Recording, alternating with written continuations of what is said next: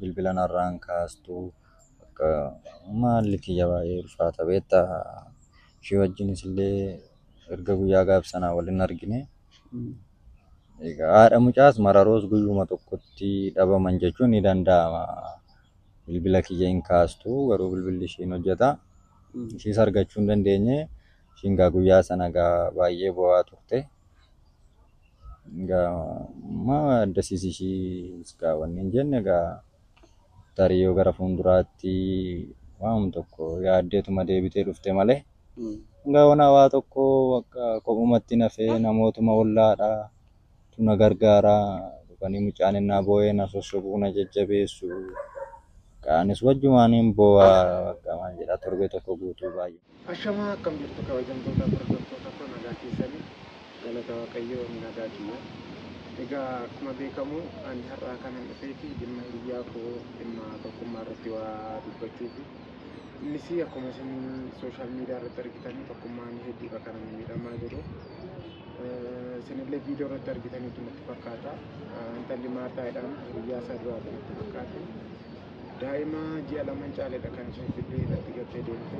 Innis immoo sababa kana hedduu miidhameera. Kana irratti inni barataadha. Maatiidha. Maatiin sabarsiisa.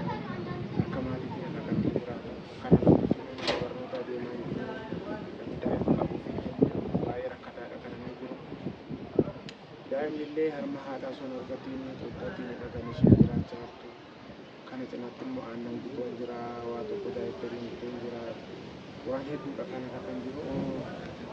Mukaan nama barataa mitiifi nama maatiin amma daa'ima jiraachisuu nama ulfaata akka ta'e isin hin beektu. Baay'ee ulfaataadha. Haaluma kanaaf isaafillee bilbileen ture. Maalirra akka inni jirullee haasofsiiseen ture. Innillee akkuma isaatti isheetiin illee gara waajjira poolisiitiin karaa waajjira poolisiitiin barbaachisaadha kan inni jiru. Hiriyoonni keenya illee baay'een isaanii barbaadaadha kan jiran. Anillee namatti bilbilee dhagaafateedha kan inni jiru. Innaa ammatti intalleerra argamuu hin dandeenye. Innaa dhimma kanarratti bilbileetiin ture.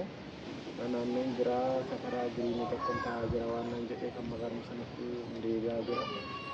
Innaa haala kamirra maalirra kan jiru immoo walumaan deemnee kan ilaaludha. Dhuma qophii keenyatti waliin ta'an irratti. Egaa uumaa miti haadhoo koo kun qorumsadha. Waanuma nama mudatudha. Meetu immoo banneeti maalirra jirtan? Homaan jennu kun numa jajjabaannaa maal goonaree kan waan fidee lafti ba'aan dadhabu jedhani. Wantichi numa ulfaata garuu danda'uudhuma. Dhugaa jechuun waan akkasii kun baay'ee ulfaataadha. Baay'ee cima daa'ima mucaa xiqqaadhaa. Sin hubatu mucaa xiqqaa kanaa miti otoo daa'imuma waggaa 2-3 iyyuu waan ati jettu hin dhageessu gaa hanga danda'ame gaa rabbumaa fi namoonni ollaasii akkasuma ri'oonni koo tokko cufaniitu mana jajjabeessu. Hanga ammaa akkasumatti hin jira. Akka immoo bannaati maaliin jiraachisaa jirta mootii ofii kiyyuu barnoota irra jirta. Maatiin immoo maal jedhani mana? Maatiin baay'ee lolaa jiru. Maatiin kiyya baay'ee jeeqamaa jiru. Haalli jiru immoo baay'uma tokko ulfaata. Garuu ammatti xuuxxoo fi aannan kan daa'imaa kennamu jiraachiisa mana faarmaasii irraa bite.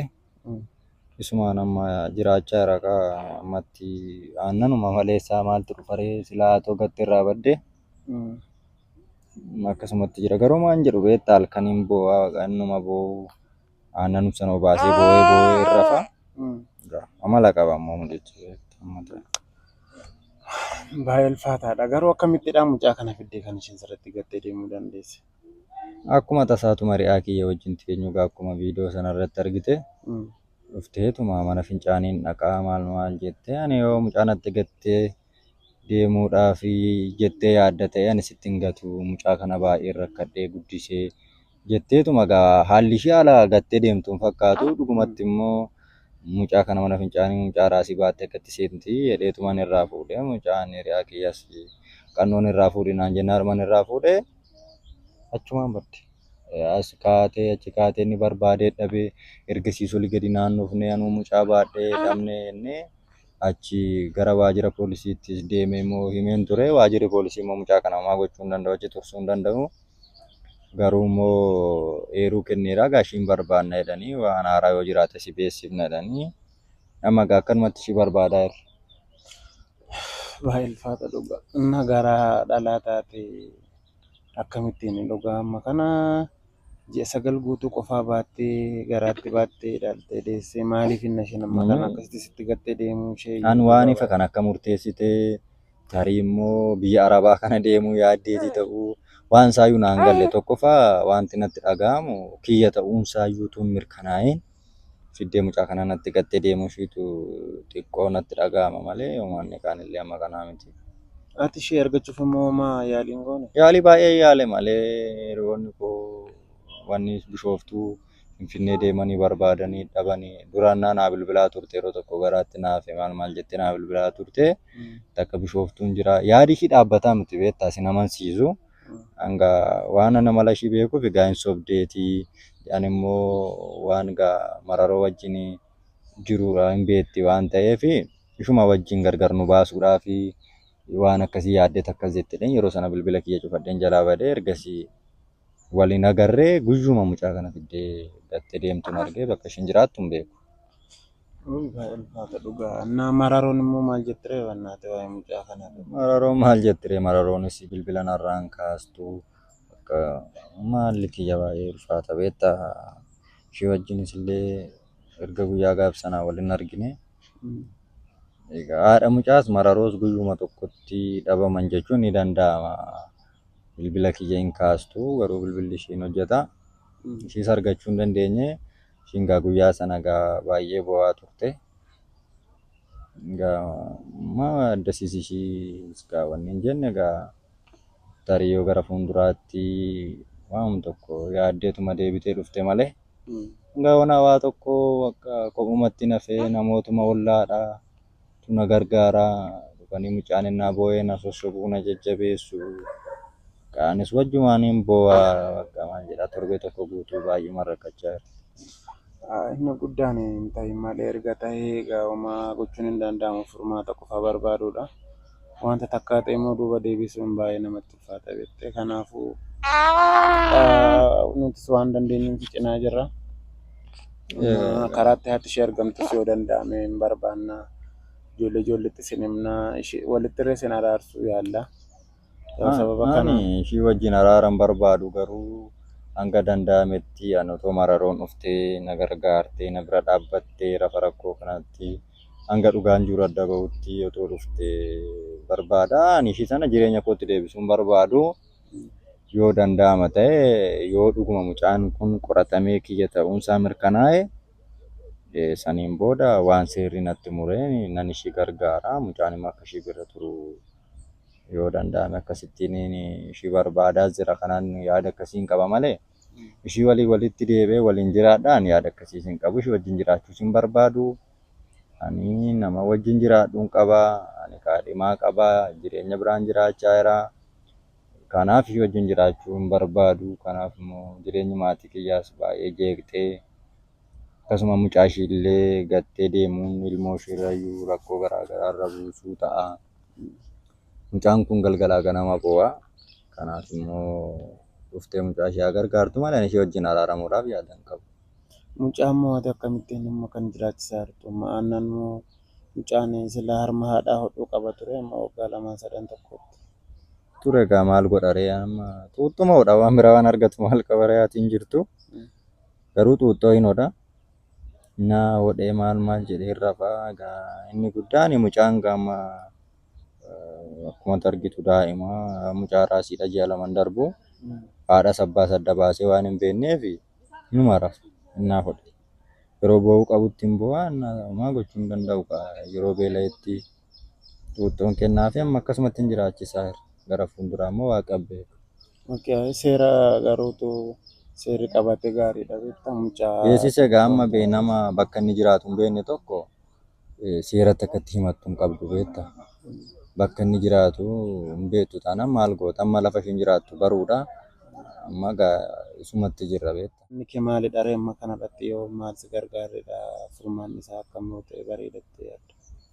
Egaa ammatti namni waan na gargaaruu qabaatu tokko ishii naa barbaadanii naa fiduudha. Kanuma hangasitti immoo mucaa kana waan ittiin guddisu maali namootuma tokkotu na gargaaraa jira. Waanuma maatiin immoo barumsaaf na erganiin aannanii xuuxxoo waan akkasii kana biteefii jira. Ammasitti egaa akkasumatti mucaa kana gargaaraa jira beektaa.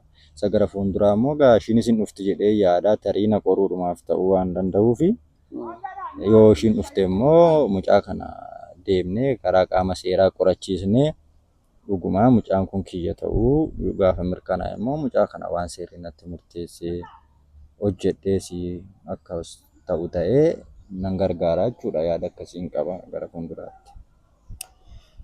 Inni gara fuulduraarra yooma rakkooyyoon qabu inni isa ammaa kanatu xiqqoo sitti ulfaate malee barnoota kana fa'a. Maamete egaa maal goona inni guddaan gaa danda'uudhuma. Nama qofuma jiraachisaa hartaa jechuudha. Qofuma Namni si gargaaru nam tokko na bira hin jiru maaltu naa qaba warruma ollaatu jira namootuma ollaa kana wajjini malee. Ammatti homtuu waan gargaarsa namaa waan akkas jedhamu wanti anduras ta'uma waan hin jiraadhuufi ammatti homtuu hin jiru. Barnoota maal gootee deemaa jirta?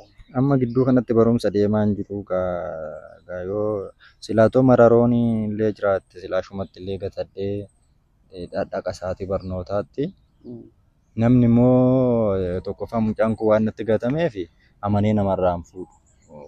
Sodaata namni ollaadha homaa walirraa hin qabnu waan ta'eef namni naa qabuun ni sodaata. Garuu nama naa qabu yoon argadhe barumsa kiyya addaan kutuu yaalutti hin fufa.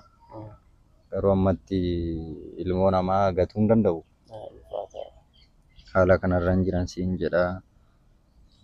Waan dhuftee na laalteef atillee ulfaadhu. Kun waan salphaa miti.